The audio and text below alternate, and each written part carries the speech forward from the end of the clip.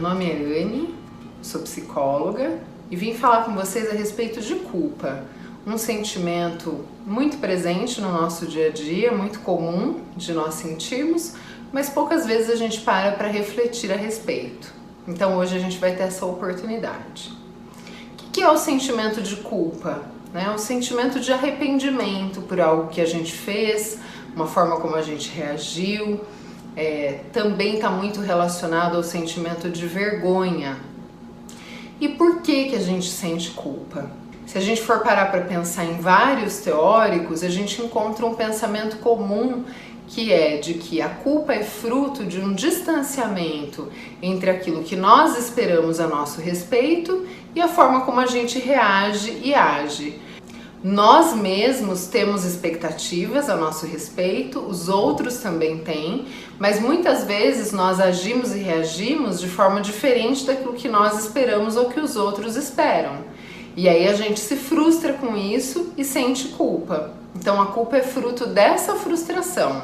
Também é importante mencionar que existe uma região no nosso cérebro, que é o sistema límbico, que é responsável por todos os julgamentos que nós fazemos. E também é responsável pela culpa e pela vergonha, que são sentimentos que estão muito próximos.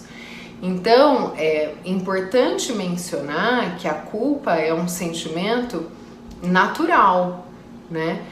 Se você for procurar por pesquisas, vai perceber que psicopatas e sociopatas, eles não sentem remorso, não sentem culpa e eles apresentam uma disfunção no sistema límbico. Então, se você sente culpa, claro que na medida certa, né? Tudo que é exagerado é patológico, você é saudável, né? O seu sistema límbico está funcionando da forma como deve. Também é importante mencionar que a culpa, ela tem uma função adaptativa em nós. Uma vez que nós sentimos culpa, nós revisamos a forma como nós reagimos e agimos. E com isso nós temos a oportunidade de agir e reagir de forma diferente da próxima vez. Evoluir, nos desenvolver, fazer melhor. Então, tem esse viés positivo, que é inclusive mencionado pela pesquisadora Brené Brown, que fala muito sobre vergonha, né? Então ela fala que se a culpa te leva para algo positivo, ela é saudável, ela é boa. Porém, se você se paralisa diante da culpa, aí é importante prestar atenção e tratar. E é sobre isso que nós vamos falar agora. A culpa torna-se preocupante quando nós nos paralisamos diante dela e ao invés de entender que nós cometemos um erro, nós ficamos paralisados na negatividade e chegamos a conceber que nós somos um erro. Então é importante nós nos policiarmos para não entrarmos nesse ciclo de negatividade e autodestruição, e sim utilizarmos a culpa como uma mola para nos levar a algo mais positivo, a uma evolução. O que pode nos levar a nos paralisarmos diante de uma atitude errada que nós tivemos? O medo da vulnerabilidade, de nos sentirmos vulneráveis, porque é fato que somos vulneráveis. A questão é que algumas situações nos colocam em contato com este sentimento. Então, o medo de se sentir vulnerável pode te paralisar. O desejo de controlar as coisas ou o medo de perder o controle sobre as coisas pode também te paralisar. E também você pode ficar muito focado nos aspectos negativos e na culpa com uma função de autodestruição, muito comum em pessoas que estão em depressão. Por que eu estou mencionando tudo isso para vocês? Porque todo comportamento nosso tem uma função. Toda ação, reação, fala tem uma função.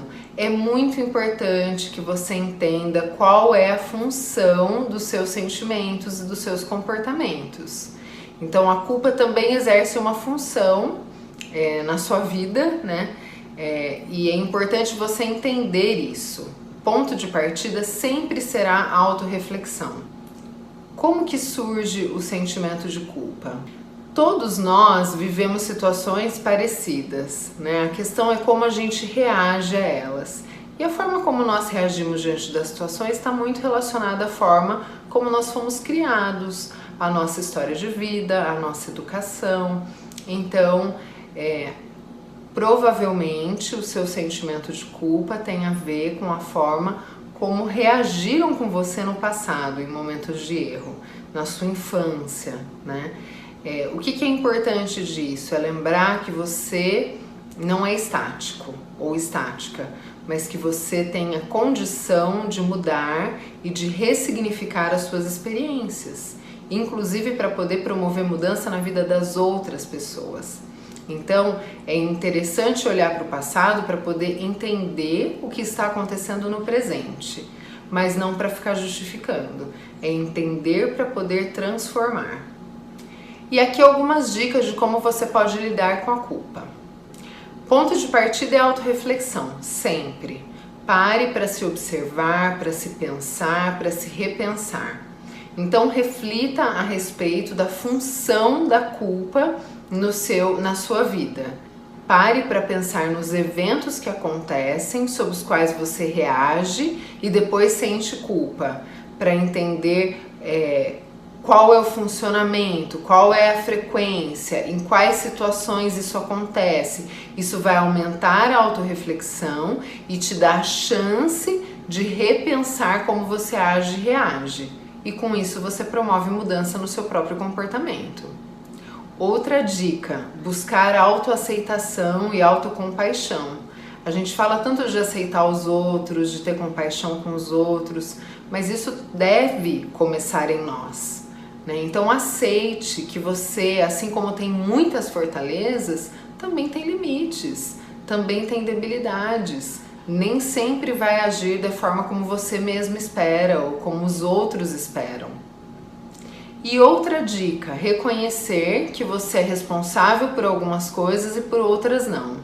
E pelas coisas pelas quais você é responsável, você, à medida que reconhece um erro, pode então fazer diferente da próxima vez e criar um novo caminho. Vamos então ao nosso momento de autorreflexão.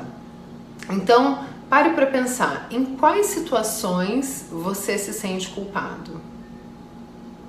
Quais são as ações e reações que você tem e nas quais você sente culpa?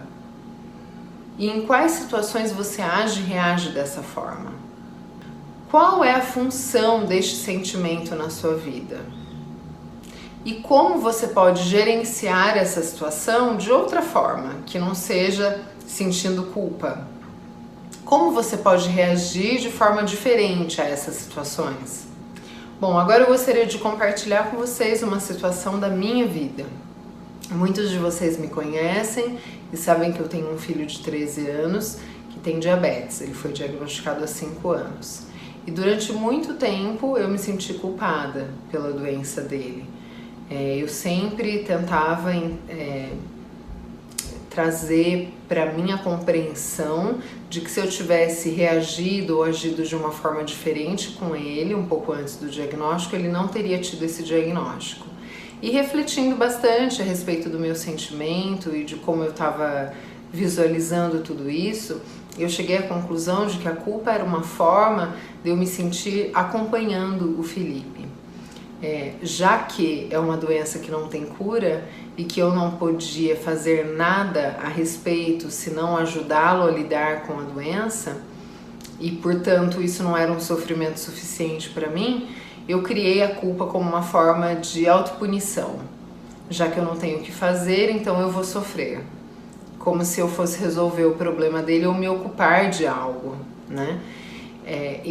E à medida que eu tomei consciência disso, vou dizer para vocês que hoje o sentimento de culpa é muito mais leve e os picos de sentimento, eles têm um espaço maior entre um e outro.